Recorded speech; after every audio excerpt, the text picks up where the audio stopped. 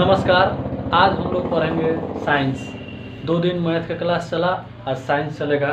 ठीक है, तो साइंस में सब्जेक्ट पढ़ेंगे बायोलॉजी। ठीक है, बायोलॉजी बहुत ही बढ़िया सब्जेक्ट है और हम लोगों के दैनिक जीवन से रिलेटेड है, तो बहुत जल्दी समझ में आएगा और बहुत मज़ा भी आएगा पढ़ने में। ठीक है, तो देखिए बायोलॉजी। सबसे पहले अगर बायोलॉजी की बात करें तो बायोलॉजी है क्या। बायोलॉजी के फादर कहा जाता है अरस्तु को।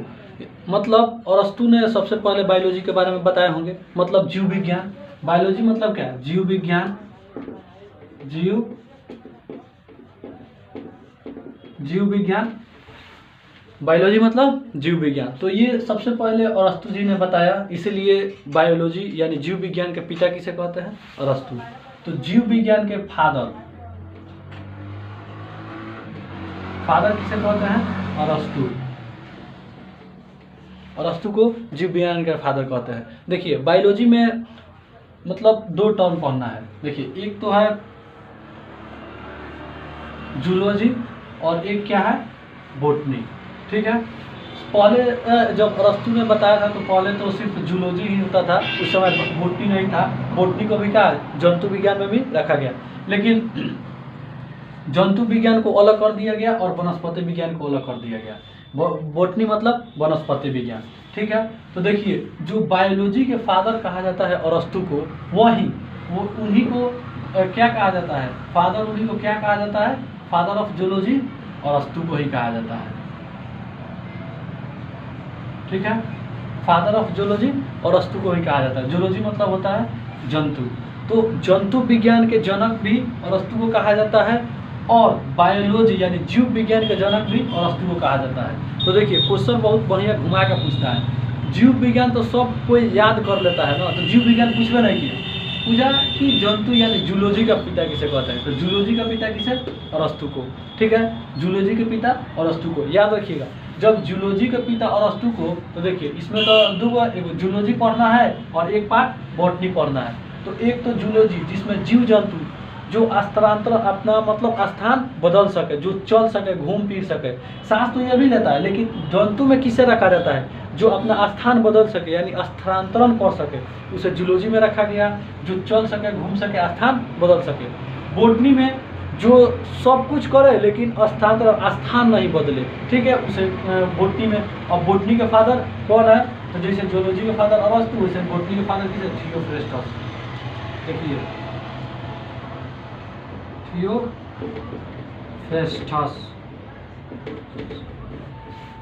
बॉटनी के पिता थियोफ्रेस्टस। बॉटनी के पिता किसे कहते हैं? थियोफ्रेस्टस को। तो 2 भाग में तो हम लोग बायोलॉजी के 2 भाग में बांट दिए, एक हो गया जूलॉजी और एक हो गया बॉटनी। ठीक है, 2 भाग में, लेकिन अभी बॉटनी से थोड़ा कम क्वेश्चन पूछता है, जूलॉजी से ज़्यादा क्वेश्चन पूछता है। ठीक है, तो हम लोग पहले पढ़ेंगे जूलॉजी। ठीक है, और जब जूलॉजी पढ़ेंगे, यहाँ तो आपको याद होना चाहिए कि जूलॉजी के फादर अरस्तु और बॉटनी के फादर थियोफ्रेस्टस। अब हम लोग पढ़ेंगे जूलॉजी। तो जूलॉजी में पढ़ना क्या है? तो देखिए ध्यान से, जूलॉजी में क्या पढ़ना है, पूरा मिनट दे रहे हैं।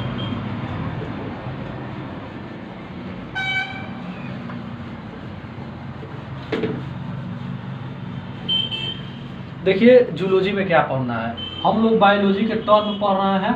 बायोलॉजी के टर्म क्या पढ़ रहे हैं? जूलॉजी यानी जंतु विज्ञान।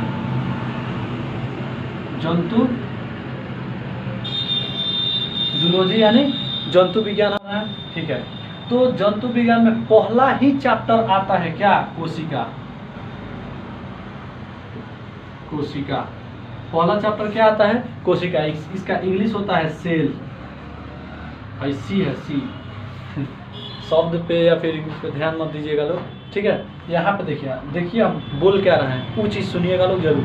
ठीक है, तो कहने का मतलब है कि इसका पहला चैप्टर 1 ही है क्या? कोशिका पढ़ना है। हर एक एग्जाम में, मतलब वैसे तो ग्रुप बी के लग रहा है हर एक शिफ्ट में कुछ कैसे ही बड़े क्वेश्चन पूछेगा ही पूछेगा। कोशिका बहुत इंपॉर्टेंट है। ठीक है, तो कोशिका से क्वेश्चन करने के लिए कोशिका का 4 चीज़ पढ़ना पड़ेगा। एक तो हम लोग पढ़ लेंगे सेल, इसका मतलब कोशिका। ठीक है, उसके बाद कोशिका के बाद क्या पढ़ेंगे? कोशिका विभाजन।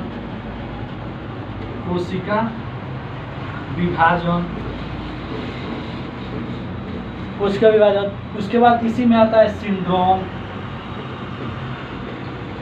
सिंड्रोम इसी में आता है। उसके बाद इतना हो जाए तब आएगा टिश्यू यानी ऊतक। जब ये चार चीज पढ़ेंगे, जब ये चार पढ़ेंगे तब हम लोग से कोशिका से क्वेश्चन क्लियर होगा। समझ में आया? तो कोशिका से क्वेश्चन क्लियर करने के लिए ये चार चीज पढ़ना जरूरी है। कोशिका से संबंधित है, कोशिका तो पढ़ेंगे ही पढ़ेंगे। उसके बाद कोशिका का विभाजन पढ़ेंगे, ठीक है। उसके बाद सिंड्रोम, बीमारी जो होता है syndrome, Down syndrome, Patau syndrome, Turner syndrome, ठीक है, ये पढ़ेंगे। और ऊतक, कोशिका का ही एक जैसे कोशिका मिलकर ऊतक बनाता है तो वो तो पढ़ना ही पड़ेगा। कोशिका से मिलकर ऊतक बना है तो ये ऊतक, ये चार चीज पढ़ेंगे तो कोशिका से क्वेश्चन पकड़ाएगा, ठीक है। अब हम लोग स्टार्ट करते हैं कोशिका पढ़ना। कोशिका पढ़ना आप स्टार्ट करते हैं तो ये चार वो चीज कोशिका में पढ़ना है। इसको आप देख लीजिए लोग, स्क्रीनशॉट ले लीजिए लोग। देखिए कोशिका, तो कोशिका पढ़ने से पहले ये हम लोग जानना पड़ेगा कि कोशिका का खोज किसने किया। तो देखिए कोशिका का खोज सबसे पहले रॉबर्ट हुक ने किया था। कौन किया था?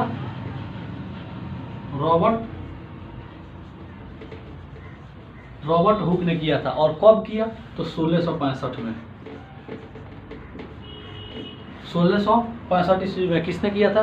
कोशिका का खोज रॉबर्ट हुक ने किया था। देखिए लेकिन ये जो रॉबर्ट हुक था ना, तो ये मृत कोशिका का खोज किया था। समझ गए? जीवित कोशिका का खोज नहीं किया था। तो सिर्फ क्वेश्चन में पूछेगा कि कोशिका का खोज किसने किया, तो वो तो पूछ रहा है कोशिका का खोज किसने किया, वो तो पूछा नहीं कि मृत या फिर जीवित, सिर्फ वो पूछा कि कोशिका का खोज किसने किया। तो कोशिका का खोज किसने किया? रॉबर्ट हुक ने किया, ठीक है। कोशिका का खोज रॉबर्ट हुक ने किया। रॉबर्ट हुक ने कब किया था? 1665 ईस्वी में। तो देखिए अब हम लोग पढ़ रहे हैं बायोलॉजी। बायोलॉजी में पढ़ रहे हैं कोशिका। तो कोशिका हो गया हिंदी, सेल हो गया इंग्लिश, लेकिन हम लोग पढ़ क्या रहे हैं? बायोलॉजी। तो बायोलॉजी टर्म में कोशिका को क्या कहते हैं? साइटो। समझ में आ गया? बायोलॉजी टर्म में कोशिका को क्या कहा जाता है? साइटो। इसीलिए कोशिका के अध्ययन, इसका अध्ययन क्या होता है? साइटोलॉजी। कोशिका के अध्ययन साइटोलॉजी। क्यों? क्योंकि कोशिका तो हो गया हिंदी शब्द और सेल हो गया इंग्लिश शब्द, लेकिन हम लोग पढ़ क्या रहे हैं? हम लोग पढ़ रहे हैं बायोलॉजी। तो बायोलॉजी में कोशिका को क्या कहा जाता है? साइटो। इसीलिए कोशिका के अध्ययन को क्या कहा जाता है? साइटोलॉजी। साइटोलॉजी में किसका अध्ययन किया जाता है? कोशिका के अध्ययन को। कोशिका का खोज सबसे पहले किसने किया? रॉबर्ट हुक ने किया सबसे पहले। लेकिन देखिए कोशिका, मृत कोशिका, क्वेश्चन दो रॉबर्ट हुक से बनेगा। एक तो बोलेगा कि कोशिका का खोज सर्वप्रथम किसने किया, तब रॉबर्ट हुक। मृत कोशिका का खोज किसने किया, तभी रॉबर्ट हुक, ठीक है। लेकिन जैसे पूछेगा जीवित कोशिका का खोज किसने किया, जीवित कोशिका, जीवित सेल, इंग्लिश लिख देना, जीवित कोशिका का खोज किसने किया, तब एंटोनियो लीवेनहॉक। सिर्फ लीवेनहॉक लिख दें, लीवेनहॉक, एंटोनियो लीवेनहॉक। तो जीवित कोशिका इसने क्या किया? जीवित कोशिका का खोज किया एंटोनियो लीवेनहॉक। इसका मतलब जीवित कोशिका क्या क्या खोजा होगा? सोचिए जीवित कोशिका क्या खोजा होगा? तो इसी ने खोजा क्या? जीवाणु। जीवाणु जब खोजा तो वो तो एक कोशिका होता है और क्या जीवित कोशिका होता है, वायरस कोशिका नहीं होता है, लेकिन जीवाणु कोशिका होता है। तो जीवाणु के खोज इसने कर दिया, किसने? लीवेनहॉक ने। और जीवाणु जिंदा है तो इसीलिए उसको क्या जीवित कोशिका खोज किसे कहा जाता है? लीवेनहॉक को। किस क्या खोजा था? जीवाणु यानी बैक्टीरिया। बैक्टीरिया किसका खोज किया था? बैक्टीरिया का यानी जीवाणु, ठीक है। तो जीवाणु के भी खोज पूछेगा तो एंटोनियो लीवेनहॉक, और जीवित कोशिका का खोज पूछेगा तो एंटोनियो लीवेनहॉक, ठीक है। और सिर्फ कोशिका का खोज पूछेगा तो कौन होगा? Robert Hooke. कब? 1665 ईस्वी में, ठीक है। ये चीज याद रखना जरूरी है। वो तो इतना नहीं पूछता, लेकिन ये चीज याद रखना बहुत जरूरी है कि कोशिका का खोज कौन किया था? रॉबर्ट हुक ने। जीवित कोशिका का खोज एंटोनियो लीवेनहॉक। ठीक से उतार लीजिएगा लोग, लीवेनहॉक। जो हम बोल रहे हैं ना कॉपी में लिख लीजिएगा लोग, बोर्ड पे सिर्फ देखना है, ठीक है।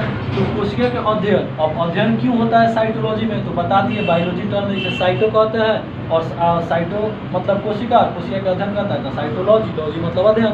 तो साइटोलॉजी में कोशिका का अध्ययन किया जाता है, ठीक है। अब एक चीज आता है साइटोलॉजी। देखिए पूरी दुनिया में क्वेश्चन कैसे बनता है, पूरी दुनिया में सबसे बड़ी कोशिका, तो कोशिका तो है, एगो तो सबसे बड़ी कोशिका होगा, एगो सबसे छोटी कोशिका होगा। तो पूरी दुनिया में सबसे बड़ी कोशिका होगा तो क्या होगा, शुतुरमुर्ग के अंडा। किसका अंडा, शुतुरमुर्ग के अंडा सबसे बड़ा, ठीक है। ये क्या हो गया, बड़ा हो गया।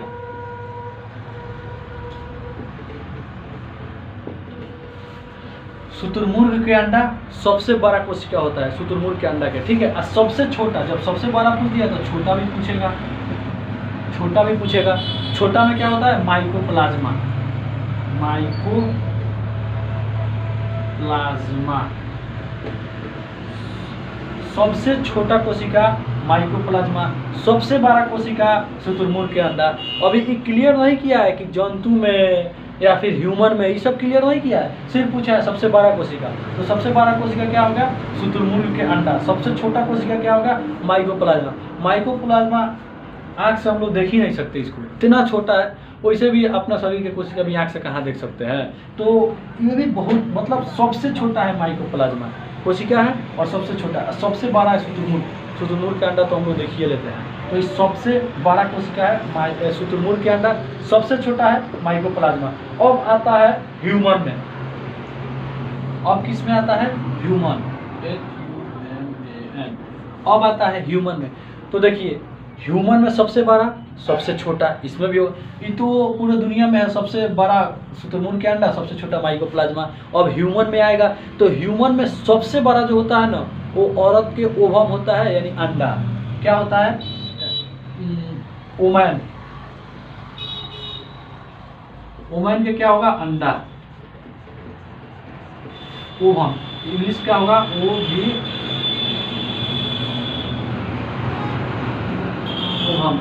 इंग्लिश पे ज़्यादा ध्यान मत दीजिएगा, थोड़ा सा कमजोर है। बस यहाँ देखिए बोल क्या रहा है कि औरत के ओवम होता है यानी अंडा, सबसे बड़ा कोशिका ह्यूमन में, और सबसे छोटा क्या होगा, और ह्यूमन में ही तो हो गया बड़ा, ये तो हो गया बड़ा, लेकिन ह्यूमन में छोटा तो मैन में यानी पुरुष में, MAN, मैन का क्या होगा, स्पर्म यानी शुक्राणु।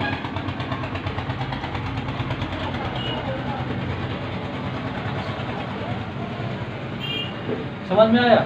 तो ह्यूमन में सबसे बड़ा ओवम अंडा, सिर्फ ओवम अंडा मार दीजिएगा लोग, ठीक है। और सबसे छोटा तो मैन में क्या होगा, शुक्राणु या स्पर्म। इस सबसे बड़ा और सबसे छोटा, ये सबसे छोटा होगा, ठीक है, सबसे छोटा क्या होगा, ओवम। लेकिन अब आता है सबसे लंबा, क्वेश्चन घुमा के पूछ देता है, क्वेश्चन बड़ा छोटा पूछबे नहीं करेगा, सबसे लंबा बोलेगा। तो लंबा में क्या होगा, तंत्रिका तंत्र। देखिए ये ब्रेन, यह जो तंत्रिका तंत्र, एगो तंत्र है, सिस्टम है। तंत्र उसे कहा जाता है जो उसमें सब चीज मिला हुआ है, काम कर रहा हो एक साथ, उसे तंत्र कहा जाता है। तो ये सिस्टम है ब्रेन, ठीक है। इसी को क्या कहते हैं, तंत्रिका तंत्र। समझ में आया। न्यूरॉन, तो तंत्रिका तंत्र का इकाई न्यूरॉन होता है, न्यूरॉन कोशिका है, तो तंत्रिका तंत्र, ठीक है। न्यूरॉन लिख दे रहा है।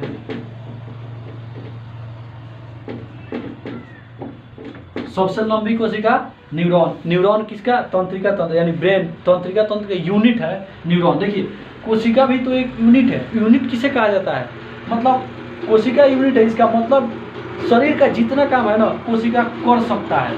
सबसे छोटा है और कर सकता है, सबसे छोटा और उसमें सब विद्यमान है, उसे यूनिट कहते हैं। देखिए इससे भी छोटा माइटोकॉन्ड्रिया है, लेकिन माइटोकॉन्ड्रिया सब काम नहीं कर सकता है। माइटोकॉन्ड्रिया सिर्फ ऊर्जा दे सकता है, प्रोटीन संश्लेषण कर सकता है नहीं, लेकिन कोशिका कर सकता है, ऊर्जा भी बना सकता है, प्रोटीन संश्लेषण भी कर सकता है, विभाजन भी कर सकता है, पानी का गोल्जी बॉडी, इसमें मतलब इस सब कुछ कर सकता है। इससे भी छोटा है राइबोसोम, लेकिन राइबोसोम सिर्फ प्रोटीन संश्लेषण करेगा, लेकिन ऊर्जा नहीं बनाएगा। लेकिन कोशिका सब बनाता है, इसीलिए क्या होता है, शरीर का इकाई, शरीर के सबसे छोटा इकाई किसे कहा जाता है, कोशिका।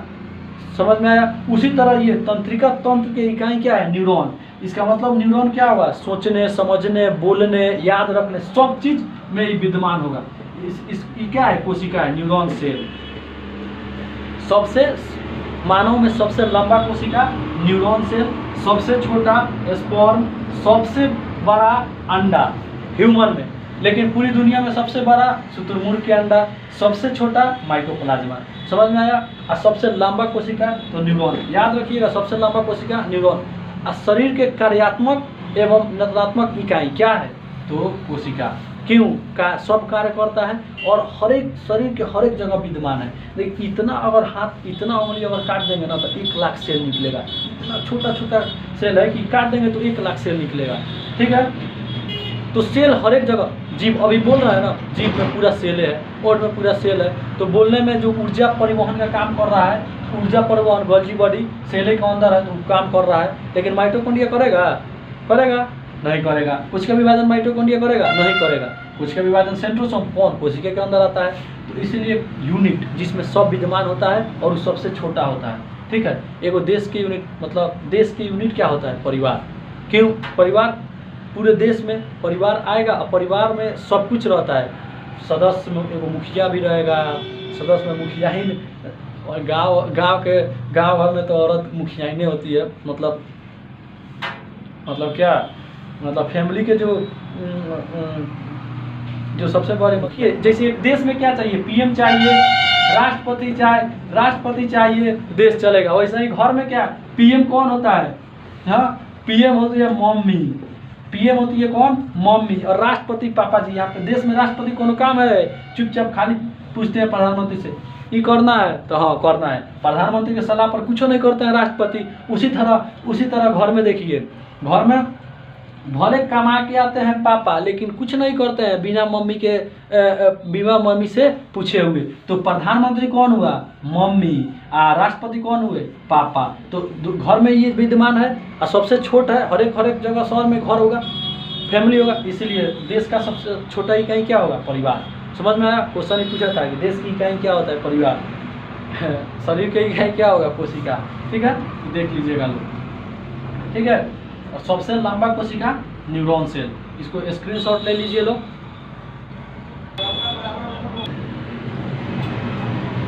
देखिए यही है कोशिका, मतलब सेल। एनिमल सेल यानी जंतु सेल। एनिमल मतलब जंतु होता है। ठीक है, तो एनिमल सेल और प्लांट सेल। एनिमल जंतु कोशिका, वनस्पति कोशिका। ठीक है, तो जंतु कोशिका और वनस्पति कोशिका में अंतर होता है। ठीक है, देखिए क्या चीज़ का, ये जो है ये क्या है? ये कोशिका झिल्ली है। देखिए ये क्या है? कोशिका झिल्ली। कोशिका झिल्ली, ये क्या है? कोशिका झिल्ली है। ये जो है कोशिका झिल्ली, ये क्या करता है? तो कोशिका को बाहर से सुरक्षा देता है। ठीक है, कौन काम करता है? सुरक्षा देता है। और ये कोशिका झिल्ली, ये क्वेश्चन पूछता है कि कोशिका झिल्ली क्या चीज का बना होता है? तो कोशिका झिल्ली प्रोटीन का बना होता है। ठीक है, प्रोटीन।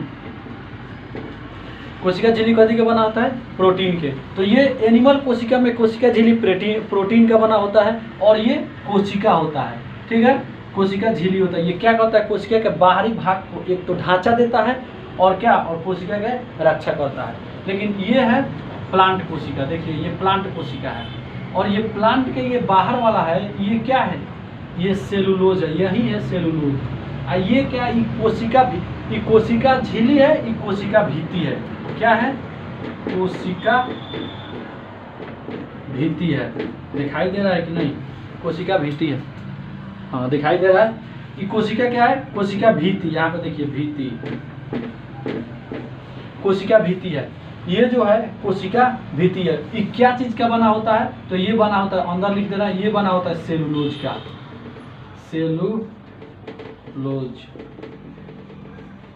सेलुलोज का बना होता है। तो प्लांट के कोशिका भित्ति सेलुलोज का बना होता है। एनिमल के कोशिका भित्ति नहीं होता, इसमें कोशिका झिल्ली होता है जो प्रोटीन के सुरक्षा करता है। इसका सुरक्षा कौन करता है? कोशिका भित्ति। इसीलिए प्लांट गाछ उछ काटने पर बहुत उसका हार्ड रहता है, लेकिन अपना हाथ उठ कटेगा ना, बहुत कितना चाकू तो छोड़िए, छोटा सा नाखून से ही सब कट जाता है, लेकिन वो कटेगा नहीं। उसका रक्षा, जो कोशिका का रक्षा करने वाला कची होता है? कोशिका भित्ति, जो सेलुलोज का होता है। प्रोटीन यह भी है, प्रोटीन का यह भी बना होता है। कोशिका झिल्ली भी प्रोटीन का बना होता है। तो जंतु कोशिका में और वनस्पति कोशिका में एक तो अंतर ये हो गया कि इसमें कोशिका झिल्ली होता है और इसमें कोशिका भित्ति होता है जो सुरक्षा का काम करता है, कोशिका की सुरक्षा काम करता है। देखिए एक होता है cell wall, cell wall, cell wall.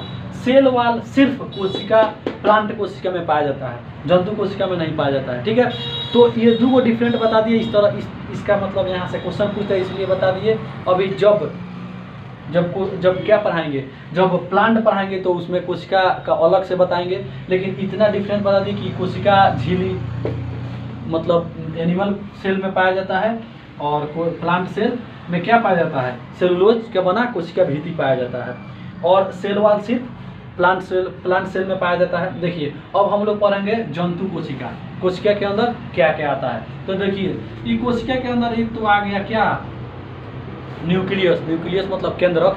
केंद्रक की खोज किसने किया था, रॉबर्ट ब्राउन। ठीक है, तो रॉबर्ट ब्राउन अभी बता दे रहे हैं कि कोशिका के अंदर क्या क्या आता है। देखिए क्या आ गया,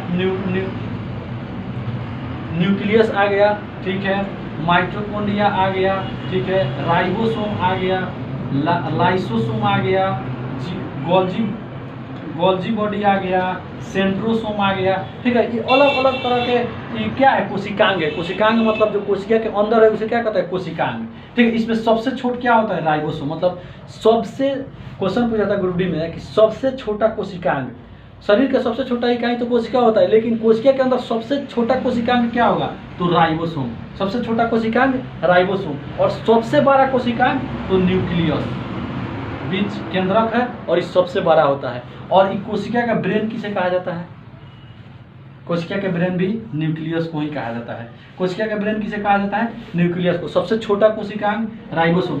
अभी जानिए कि क्या क्या है, अभी इसका किसने खोज किया, कब किया, क्या काम करता है, सब बताएंगे। पहले कोशिका के अंदर ये चीज आता है, देख लीजिए। ठीक है, तो कोशिका का ब्रेन यानी ब्रेन ऑफ कोशिका किसे कहा जाता है, न्यूक्लियस। यही कंट्रोल करता है, यही बोलता है अरे माइटोकॉन्ड्रिया तो ऊर्जा बनाना है, ऊर्जा बनाओ। राइबोसोम प्रोटीन संश्लेषण करना है, प्रोटीन संश्लेषण कर। लाइसोसोम क्या करना, आत्महत्या का थैली, यानी जो काम नहीं कर रहा है उस पर अपना हाइड्रोक्लोरिक, इसको न्यूक्लियस क्या, लाइसोसोम को क्या कहता है कि और कोई काम नहीं कर रहा है तो अपना हाइड्रोलाइटिक एंजाइम फेंको और इसको तबाह कर दो। हाइड्रोलाइटिक एंजाइम फेंको और तबाह कर दो। ठीक है, और इसको क्या करता है, गोल्जी बॉडी, तुमको ऊर्जा परिवहन करना है, यानी और ऊर्जा परिवहन मतलब हम अभी बोल रहे हैं तो जीभ में ज़्यादा ऊर्जा लग रहा है तो क्या कहेगा कि गोड़ पैर हाथ सबका ऊर्जा कहाँ ले जाओ, जीभ में ले जाओ, तो जीभ जल्दी जल्दी काम करेगा। ऊर्जा परिवहन का काम करता है। सेंट्रोसोम से कहता है तुमको चोट लगा है, ओ माय गॉड चोट लगा, कोशिका विभाजन करो। कोशिका विभाजन करके जो कोशिका खत्म हो जाता है उसको लाइसोसोम मार देता है और इसको नया कोशिका विभाजन करता है। ठीक है,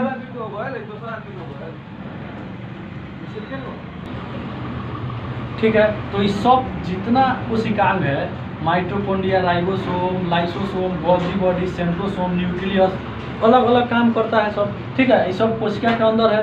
तो एक चीज यहाँ से आप लोग याद कर लिए होंगे कि सबसे बड़ा कोशिकांग न्यूक्लियस यानी केंद्रक, सबसे छोटा कोशिकांग राइबोसोम कोशिका के अंदर। ठीक है, सबसे छोटा राइबोसोम, सबसे बड़ा न्यूक्लियस। ठीक है, आगे अब पढ़ते हैं कि किस क्या क्या काम है सबका।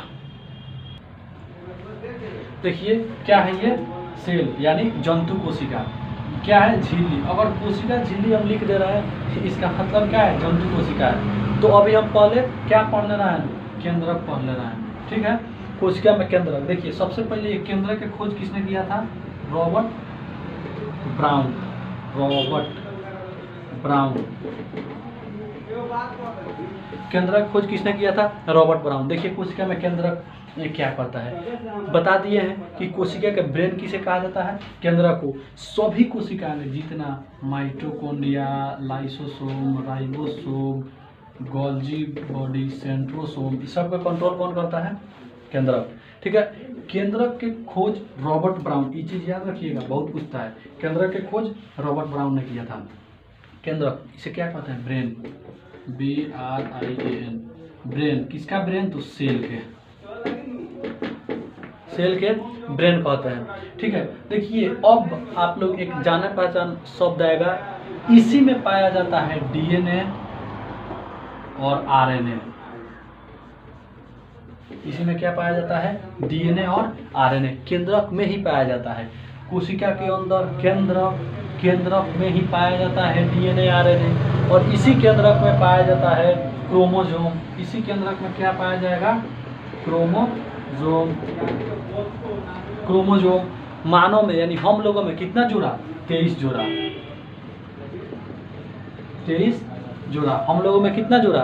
23 जोड़ा। तो इसी केंद्रक में क्या पाया जाएगा? डीएनए और आरएनए। और इसी केंद्रक में क्या? क्रोमोसोम। क्रोमोसोम कितना जोड़ा? 23 जोड़ा। तो हम लोग कोशिका तो पढ़ लिए, सबसे छोटा कोशिका एक बार रिवाइज कर लीजिए। सबसे छोटा कोशिका माइकोप्लाज्मा, सबसे बड़ा शुतुरमुर्ग के अंडा, ह्यूमन में सबसे छोटा स्पर्म, सबसे बड़ा अंडा यानी ओवम, सबसे लंबा कोशिका तंत्रिका तंत्र, ये ब्रेन का क्या होगा? न्यूरॉन कोशिका, ठीक है। तो कोशिका का ये कोशिका झिल्ली होगा। इस केंद्रक में 80% क्या होता है? पानी, जल, 80% जल होता है। इसी केंद्रक में डीएनए और आरएनए पाया जाता है। केंद्रक की खोज किसने किया? रॉबर्ट ब्राउन, ठीक है। और इसी केंद्रक को क्या कहा जाता है? कोशिका के ब्रेन कहा जाता है। यानी सभी कोशिकाओं को कौन नियंत्रित करता है? केंद्रक। तो केंद्रक के बारे में आपको पता चल गया होगा, स्क्रीनशॉट लीजिए, उसके बाद अगला कोशिका में पढ़ाएंगे। तो हम लोग केंद्रक पढ़ लिए, ठीक है। अब ये 6 चीज और पढ़ना है। राइबोसोम जो है, राइबोसोम पढ़ना है। तारका यानी सेंट्रोसोम कोशिका विभाजन, माइटोकॉन्ड्रिया ऊर्जा बनाना ये भी पढ़ना है। गोल्जी बॉडी ऊर्जा परिवहन ये भी पढ़ना है। लाइसोसोम आत्मकय थैली ये भी पढ़ना है। रसधानी वाटर वेपुल्स मतलब वैगन्स, ठीक है, ये भी पढ़ना है। तो अभी इतना चीज कल पढ़ेंगे, ठीक है। मतलब इसके बाद वाला वीडियो में केंद्रक तक आप अपना रिवीजन करके रखिएगा, ठीक है। इसके बाद ये चीज़ के बारे में कल बता देंगे कि राइबोसोम क्या है, किसने खोज किया और क्या करता है। तारका सेंट्रोसोम क्या करता है, किसने खोज किया। माइटोकॉन्ड्रिया भी कल बता देंगे, ठीक है। आज के लिए इतना ही, क्लास समाप्त करते हैं। जय हिंद, मिलेंगे नेक्स्ट क्लास।